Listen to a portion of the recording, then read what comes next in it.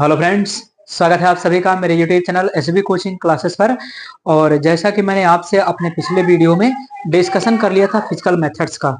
Physical methods में मैंने आपको गुरुत्व पृथक्करण विधि, चुंबकीय पृथक्करण विधि, फेन प्लवन विधि, इन सभी का डिस्कशन आपसे कर लिया था। उसके बाद धातु कर्म की रासायनिक विधियां, इसमें मैंने आपको उस क्लासिफिकेशन वर्गीकरण में कई सारी विधियां दिखाई थी, है ना। निक्षालन है, निस्तापन है, भर्जन है, प्रगलन है, विद्युत अपघटन है। ये सब प्रोसेस आपकी आती है रासायनिक अभिक्रियाओं में। तो रासायनिक अभिक्रियाओं में, रासायनिक विधियों में जो पहला आपका टॉपिक है वो है निक्षालन। इंग्लिश में इसको कहते हैं लीचिंग, है ना। अब देखिए निक्षालन होता क्या है। तो किसी भी अयस्क को, अगर इसकी परिभाषा की बात की जाए, तो किसी अयस्क को किसी विलायक में घोलकर, यानी किसी भी अयस्क को किसी विलायक में घोलकर उससे शुद्ध धातु प्राप्त करने की क्रिया को क्या कहते हैं? निक्षालन कहते हैं, है ना। बिल्कुल आसान सी डिफिनेशन है कि मान लिया किसी विलायक के अंदर कोई भी अयस्क उपस्थित है ना, और उस अयस्क से हमें धातु प्राप्त करनी है ना। तो हमें वहां पर क्या करना पड़ेगा? निक्षालन का उपयोग करना पड़ेगा, है ना। तो किसी अयस्क को उपयुक्त विलायक में घोलकर उस विलायक से शुद्ध धातु प्राप्त करने की प्रक्रिया को निक्षालन कहते हैं। जो डिफिनेशन मैंने बताई आप उसको लिख लीजिएगा। चलिए एग्जाम्पल जैसे लिया जाए, तो एग्जाम्पल जैसे बॉक्साइट से एल्यूमिना को निकालना। एग्जाम्पल की अगर यहाँ बात की जाए तो एग्जाम्पल बनेगा आपका बॉक्साइट से एल्यूमिना का निक्षालन, यानी बॉक्साइट से एल्यूमिना का निक्षालन, है ना। ये है आपका एग्जाम्पल। इसके समीकरण क्या बनेगी? तो चलिए लिख देते हैं।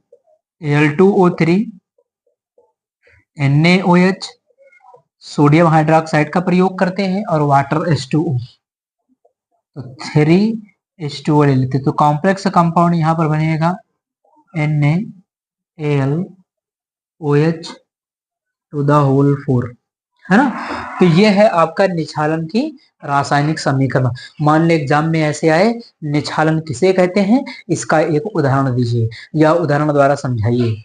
तो आप इसको यहाँ पर कि बॉक्साइट से एल्यूमिना का निक्षालन जो होता है वो इसका उदाहरण बन जाएगा, और ये रिएक्शन आपको लिख देनी है। उसके बाद देखिएगा, इसके बाद जो सेकंड नंबर आपका होता है वो होता है निस्तापन।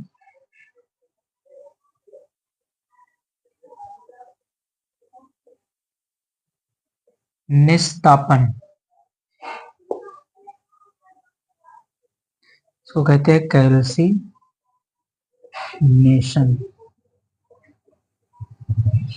है ना। निस्तापन हो जाता है आपका, तो निस्तापन को कहते हैं कैल्सीनेशन। अब निस्तापन क्या होता है? तो देखिए सांद्रित अयस्क को, है ना, सांद्रित अयस्क को जब वायु की अनुपस्थिति में उसके गलनांक से नीचे कम ताप पर गर्म किया जाता है, तो इस क्रिया को निस्तापन कहते हैं, है ना। यानी ध्यान करिएगा, इसमें क्या परिभाषा जो मैं बता रहा हूं आप उसको लिख लीजिएगा, है ना। कि सांद्रित अयस्क को ऑक्सीजन की अनुपस्थिति, यानी ऑक्सीजन नहीं होनी चाहिए, है ना। तो सांद्रित अयस्क को ऑक्सीजन की अनुपस्थिति में उसके गलनांक से नीचे कम ताप पर गर्म करने की प्रक्रिया को निस्तापन कहते हैं, है ना। और निस्तापन की क्रिया आपकी परावर्तनी भट्ठी में होती है ना। रिवर्बरेटरी फर्नेस कहते हैं उसको। तो निस्तापन की क्रिया किसमें होती है? परावर्तनी भट्ठी में होती है, ये आपको ध्यान रखना है। और यहाँ पर जो अयस्क है उसको ऑक्सीजन की अनुपस्थिति में गर्म किया जाता है। ऑब्जेक्टिव प्रश्न बनता रहता है यहाँ से क्या, कि निस्तापन की प्रक्रिया में, या निस्तापन की प्रक्रिया होती है तो ऑक्सीजन की उपस्थिति में, ऑक्सीजन की अनुपस्थिति में, दोनों या इनमें से कोई नहीं, है ना। तो ये प्रक्रिया जो होती है इसमें अयस्क को गर्म किया जाता है ऑक्सीजन की अनुपस्थिति में, यानी ऑक्सीजन नहीं होनी चाहिए। ठीक, तो ये तो डिफिनेशन बन जाएगी आपके निस्तापन की। अब कोई उदाहरण पूछा जाए कि किसी धातु का एक हमें निस्तापन बता दीजिए इसमें, तो चलिए मैं आपको एग्जांपल बता देता हूं यहाँ पर। जैसे आपका है कैल्शियम कार्बोनेट, है ना। कैल्शियम कार्बोनेट है, इसको हीट करेंगे, गर्म करेंगे, तो कैल्शियम ऑक्साइड और कार्बन डाइऑक्साइड प्राप्त हो जाएगा, ऑक्साइड। तो ये एग्जांपल आप इसके अंदर लिख सकते हैं। यहाँ पर इसको हीट किया जाएगा ऑक्सीजन की अनुपस्थिति में। अगर दूसरा भी एग्जांपल लेना चाहें तो लिख सकते हैं जिंक कार्बोनेट है, इसको गर्म कर, ये डेल्टा का मतलब है गर्म कर रहे हैं, तो ये बनेगा आपका ZnO और CO2। ये देखिए बन जाएगा आपका, है ना। तो दो समीकरण आपको मैंने निस्तापन को बता दिया। दो प्रश्न यहाँ से ध्यान रखिएगा। निस्तापन की क्रिया परावर्तनीय भट्ठी में होती है और ये प्रक्रिया ऑक्सीजन की अनुपस्थिति में होती है। ठीक, तो ये हो जाएगा। उसके बाद थर्ड प्रोसेस जो आपकी है,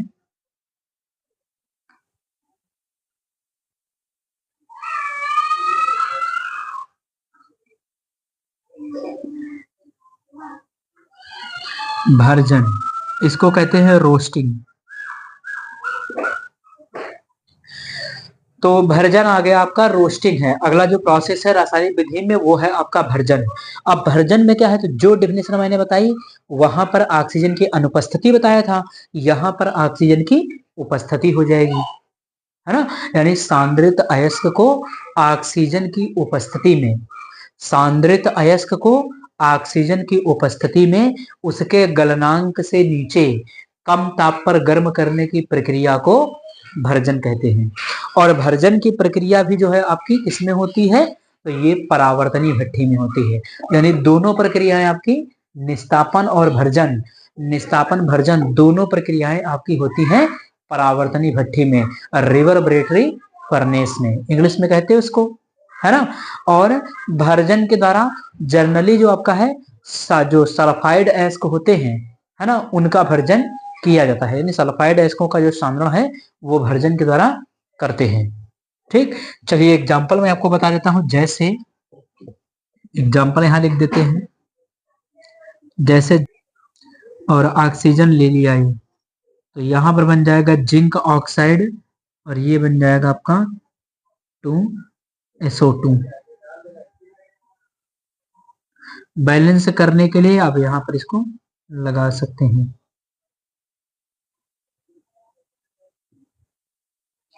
ये देखिए, तो यहां पर क्या है कि जिंक सल्फाइड है और यहां पर देखिए ऑक्सीजन है, और यहाँ हीट करने का सिंबल लगा लीजिए। ऑक्सीजन की उपस्थिति में हीट किया जिंक सल्फाइड को, है ना, तो यहाँ पर बनेगा जिंक ऑक्साइड और सल्फर डाइऑक्साइड। तो भर्जन की प्रक्रिया का आपका ये एग्जाम्पल बन जाता है। तो ये प्रक्रिया हो जाती है आपके भर्जन की। तो मैंने आपको निष्कालन बता दिया, निस्तापन बता दिया, भर्जन बता दिया। आप इनका स्क्रीनशॉट ले लीजिए, फिर अगली विधियों का डिस्कशन मैं आपसे करता हूं।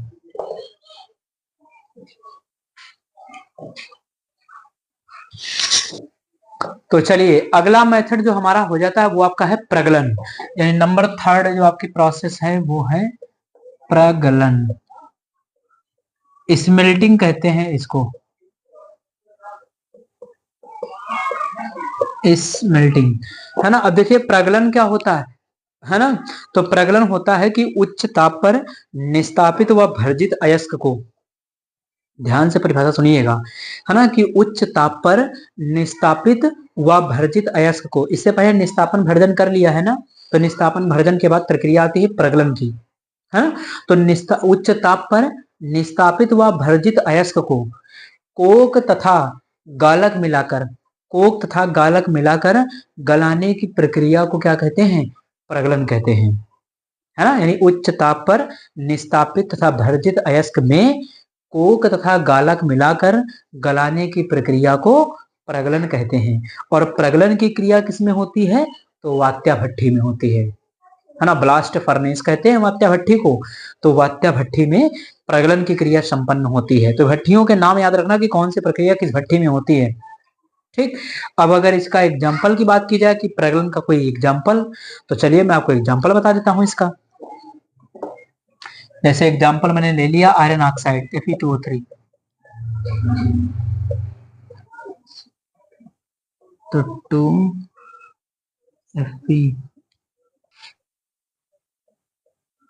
ये देखिए, है ना। तो यहां पर ले लिया आयरन ऑक्साइड और कार्बन मोनोऑक्साइड, है ना, CO है, यहां पर आयरन बन जाएगा और ये कार्बन डाइऑक्साइड। तो प्रगलन की क्रिया की ये हो जाएगी रासायनिक समीकरण, है ना। इसके बाद जो आपका प्रकरण के बाद मेथड आएगा वो है आपका गालक, है ना। अगला जो आपका टॉपिक रहता है वो है गालक। गालक इसको कहते हैं फ्लक्स। चलिए तो देखिएगा गालक क्या होता है। तो लिखा हुआ है कि वह पदार्थ, यानी कि यहाँ देखिएगा वह पदार्थ जो अयस्क में उपस्थित अगलनीय अशुद्धियां, यानी अयस्क में वो ऐसी अशुद्धियां कुछ होती जो गलती नहीं, पिघलती नहीं है ना। तो जो अगलनीय अशुद्धियों से क्रिया करके उन्हें धातुमल में बदल देता है या धातुमल में परिवर्तित कर देता है, उसे हम क्या कहते हैं, गालक कहते हैं, या गालक कहलाता है। गालक भी आपका दो प्रकार का होता है, एक अम्लीय गालक होता है और एक क्षारीय गालक होता है ना। यानी दो टाइप का आपका गालक होता है, एक आपका होता है अम्लीय गालक,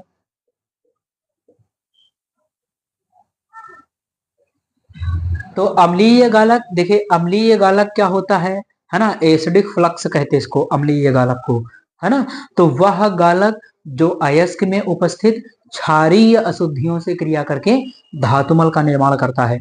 यानी अम्लीय गालक क्षारीय अशुद्धियों से क्रिया करके धातुमल बनाएगा और क्षारीय गालक अम्लीय अशुद्धियों से क्रिया करके धातुमल का निर्माण करता है। ठीक, तो अम्लीय गालक किसे कहेंगे, अगर पूछा जाए कि अम्लीय गालक किसे कहेंगे, तो वह गालक जो अयस्क में उपस्थित क्षारीय अशुद्धियों से क्रिया करके धातुमल का निर्माण करता है, अम्लीय गालक कहलाता है। अगर एग्जाम्पल की बात की जाए तो कम से कम एक एग्जाम्पल जरूर आपको याद रखना है, कौन सा, जैसे आप यहाँ याद रखिए SiO2, सिलिकॉन डाइऑक्साइड, है ना। कम से कम एक एग्जांपल आपको याद रखना होगा, सिलिकॉन डाइऑक्साइड जो SiO2 होता है, ये आपका अम्लीय गालक होता है। उसके बाद नंबर सेकंड आपका है, क्षारीय गालक। क्षारीय, चलिए तो क्षारीय गालक क्या होगा, तो जस्ट अम्लीय का उल्टा, है ना, कि वह गालक जिसका प्रयोग अम्लीय अशुद्धि को दूर करने के लिए किया जाता है, क्षारीय गालक कहलाता है ना। या वह गालक जो अयस्क में उपस्थित अम्लीय अशुद्धियों से क्रिया करके धातुमल बनाता है, उसे हम क्या कहते हैं, क्षारीय गालक कहते हैं। इसका एग्जाम्पल, तो एग्जाम्पल इसका भी बता देता हूं मैं आपको, जैसे आपका मैग्नीशियम कार्बोनेट, है ना। तो अम्लीय गालक का उदाहरण है SiO2, सिलिकॉन डाइऑक्साइड। क्षारीय गालक का एक एग्जांपल आपका है मैग्नीशियम कार्बोनेट। हालांकि एग्जांपल बहुत सारे होते हैं, लेकिन ज्यादा एग्जांपल नहीं, केवल एक एक एग्जांपल आपको जरूरी है याद रखना, है ना। तो आप इसका स्क्रीनशॉट ले लीजिए, फिर आगे की और डिस्कशन में आपसे करता हूं।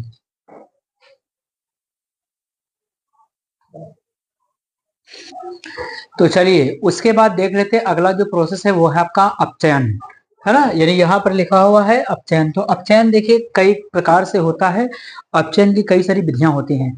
तो इसमें नंबर फर्स्ट लिखा है कि कोक, कोक का मतलब होता है कार्बन के द्वारा अपचयन। तो देखिए कोक द्वारा कैसे होता है कि ऑक्साइड अयस्कों का अपचयन कोक द्वारा होता है। यानी यहाँ पर बताया गया कि जो ऑक्साइड अयस्क होते हैं जिनमें ऑक्सीजन उपस्थित होता है, तो उनका जो अपचयन है वो कोक यानी कार्बन द्वारा होता है। देखिए एग्जांपल लिखा है ZnO, zinc oxide plus carbon, Zn plus CO बन गया। ऑक्सीजन यहाँ से देखिए निकल रहा ना, तो ऑक्सीजन का निकलना क्या होता है, अपचयन, है कि नहीं। यहाँ से देखिए जिंक से ZnO था, यहाँ जिंक बन गया, तो ZnO से जिंक, ऑक्सीजन यहाँ से हट गई, तो इसका क्या हो गया, अपचयन। तो इसीलिए कहा गया इसको अपचयन। तो कोक द्वारा अपचयन, ये उसका परिभाषा है, ये और ये एग्जांपल लिख दीजिएगा। ठीक, उसके बाद नंबर 2 है थर्माइट विधि। थर्माइट विधि को तापीय विधि भी कहते हैं, है ना। थर्माइट विधि में क्या है, यह विधि उच्च गलनांक के अयस्क जैसे क्रोमियम, मैंगनीज, लोहा के अपचयन में प्रयुक्त होती है। यानी जिनका गलनांक बहुत अधिक होता है, जिन धातुओं का गलनांक बहुत अधिक होता है ना, उनके अपचयन के लिए थर्माइट विधि का प्रयोग किया जाता है, तापीय विधि का। एग्जाम्पल देखिएगा, जैसे लिखा क्रोमियम ट्राईऑक्साइड Cr2O3, एल्युमिनियम है तो Al2O3 बन गया और 2Cr बाहर निकल गया। तो इस प्रकार से ये हो जाती है आपकी थर्माइट प्रोसेस। उसके बाद अगला लिखा अमलगम विधि। देखिए अमलगम विधि ये भी क्या है, अपचयन की विधि होती है। तो यहाँ पर देखिए लिखा, इसमें पिसे हुए अयस्क को मरकरी के संपर्क में लाने पर धातु अमलगम बनता है, यानी जो भी अयस्क होगा मरकरी से क्रिया करके अमलगम बनाएगा, धातु का अमलगम बन जाएगा। उसके बाद जिसका आसवन करने पर मरकरी वाष्पित हो जाती है और धातु शेष रह जाती है, यानी मरकरी क्या हो जाएगी, इसका आसवन करेंगे तो मरकरी वाष्प बन के भाप बन करके उड़ जाएगी और धातु आपकी क्या है, बच जाएगी। तो वहां से धातु को आपको प्राप्त कर लिया जाएगा, है ना। तो इस प्रकार से ये हो जाती है आपकी रासायनिक विधियों में अपचयन तक, है ना। आज मैंने आपसे डिस्कशन कर लिया है, इसके बाद की जो भी बातें होंगी उसका डिस्कशन मैं करूंगा आपसे अपने नेक्स्ट वीडियो में। तो उम्मीद करता हूं कि आज का जो मेरा टॉपिक था रासायनिक विधियों में जो मैंने आपको पढ़ाया है वो समझ में आया हुआ होगा। और अगर चैनल पर नए हैं तो चैनल को सब्सक्राइब करें, वीडियो को लाइक करें और शेयर करते रहिए। Thanks for watching this video.